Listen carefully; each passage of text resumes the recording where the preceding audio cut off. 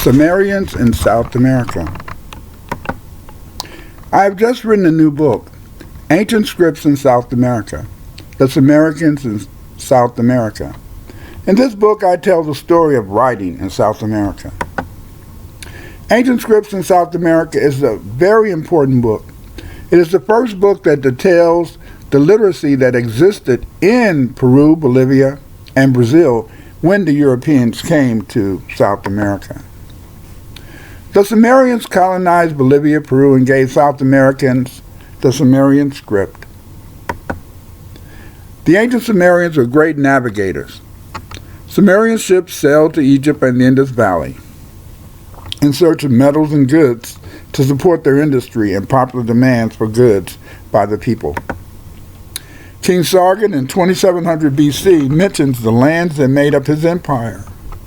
In a document written by an 8th century BC Assyrian official, the document states that Sargon I's empire included the countries from the rising to the setting of the sun, which Sargon the king conquered with his hand. Included amongst many other lands, the land of Gudium, the land of the Muru or Amorites, and the Tin Land country which lies beyond the Upper Sea or Mediterranean.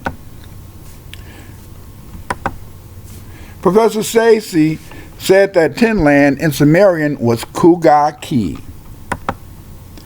The Sumerians probably first made contact with Kuga-Ki via the Atlantic currents that take you from Africa to Brazil. Prospectors probably reached Brazil and sailed down the Amazon River until they found large tin deposits in Bolivia, Peru. Here we can see a map of probably what we could call Kuga-Ki. Kuga-Ki was the western tin land of the Sumerians. It is interesting to note that rivers extending from Brazil go all the way to the Lake Titicaca. This means that the Sumerians could have come from the Mediterranean Sea into the Atlantic Ocean, sailed to Brazil, and made their way to the western tin land. Once they established mining operations in the area, local people probably began to work in the mining operations and adopted many Sumerian customs, linguistic terms, and the social technology of writing, i.e. the Proto-Sumerian script. This means that writing has a long tradition among the people of Bolivia-Peru. J. Bailey in Sailing to Paradise maintains that the area around Lake Titicaca may have been called Lake Manu by the Sumerians. According to these authors, the Sumerians came to this area in search of tin. They support this view by a discussion of the Sumerian traditions that Sumerians set sail to the land west of the Mediterranean that they call the Tin Land of the West, or the Sunset Land. It is interesting to note that a major center for mining in Bolivia, Peru is Pokotia. There is other support of the early presence of writing in South America dating back to ancient times. Moseley published a number of inscribed Moche bricks and a Tiwanaku portrait head. The characters on the Moche brick and statues are identical to the Pokotia writing. The people of Bolivia and Peru wrote many texts in the Proto-Sumerian script.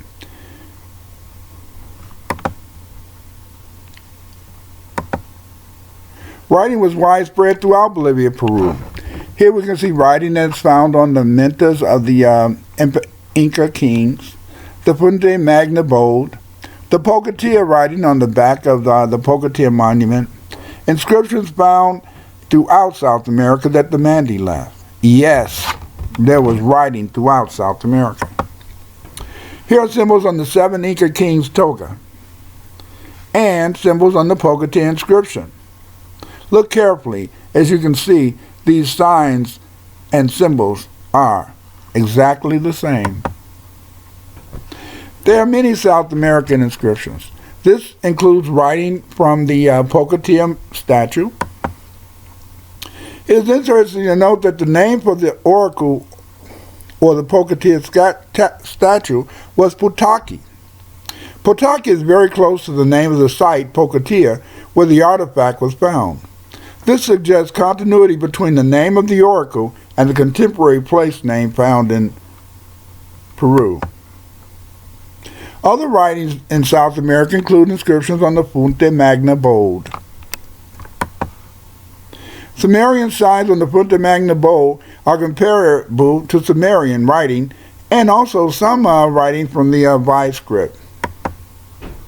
Here we have the Inca's king. The Incas also wrote Proto-Sumerian signs in their weavings or mantas. These mantas were used to record Incan history and were governmental documents. Here we also see a comparison of signs from the Fuente Magna and Toga signs. This is startling evidence that we had continuity between Sumerian writing from the Sumerian times of Sargon I all the way up to the Inca period. Here's some more symbols on the Otabo Inca and Pokotia symbols, and as you can see again, they compare favorably. It's interesting to know that the Pokotia statue and Tiwanaku monument share similar headdresses and rib impressions along the chest area of several monuments.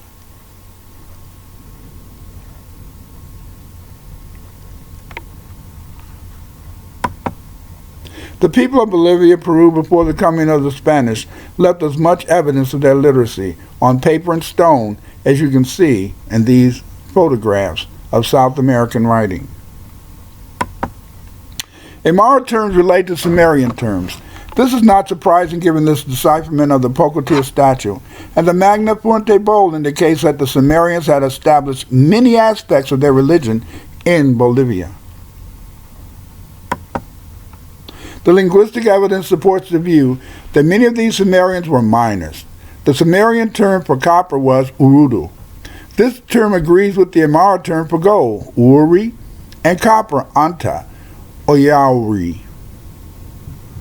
The similarity between urudu and yauri and uri suggests that the Sumerians may have been the first people in the area to exploit the metals found throughout the Titicaca area and Bolivia. The presence of Sumerian terms in the Aymara language and Sumerian writing on the Fuente Magna Bowl and Pokotia statue make it obvious that Sumerian civilization was formerly widespread in South America. This leads me to believe that Bolivia and Peru may represent the Tin Land of the West, mentioned in the Sumerian inscriptions. If this is true, ancient Bolivia-Peru may have been called the Sunset Land by the ancient Sumerians. Read my new book to find out more about writing systems of South America. Again, the name of my book is Ancient Scripts in South America, the Sumerians in South America. You can order this book at Amazon.com.